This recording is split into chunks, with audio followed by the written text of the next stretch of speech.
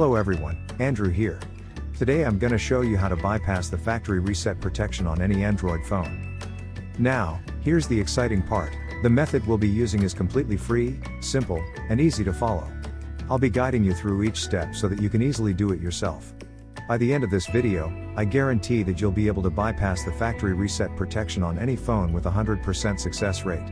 So, let's jump right into it. Okay, so the next step is to use this website to remove the factory reset protection lock from your Android phone. To do this, you'll need to provide 3 important details: your phone's exact model, its IMEI number, and a valid email address where you can receive notifications. Now, you might be wondering how to find your phone's IMEI number. Well, there are several ways to do this. You can check the back of your phone, the original box it came in, or even your carrier's website. Your account details may also have the IMEI and serial number of your device. If you have a sales receipt or contract, you may find the IMEI and serial number there. If your phone has a removable battery, you can check underneath it for the IMEI or serial number.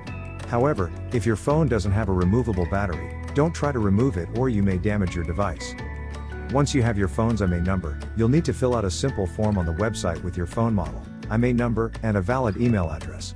This is where you'll receive a notification when the factory reset protection has been removed. After you submit the form, your request will be processed, and you'll receive an email notification when the factory reset protection removal process is complete. I'll show you an example of what the email should look like by logging into my personal email account. Here's the email I received, saying that the factory reset protection was removed. Let's open it up together.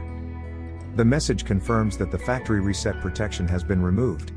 So all you need to do now is restart your phone, and after the restart, the factory reset protection will be bypassed, so you don't have to enter your account details. If you want, you can now add any other account to your phone. As you can see, it's very simple to bypass factory reset protection without installing any expensive software or using methods that erase your smartphone's data.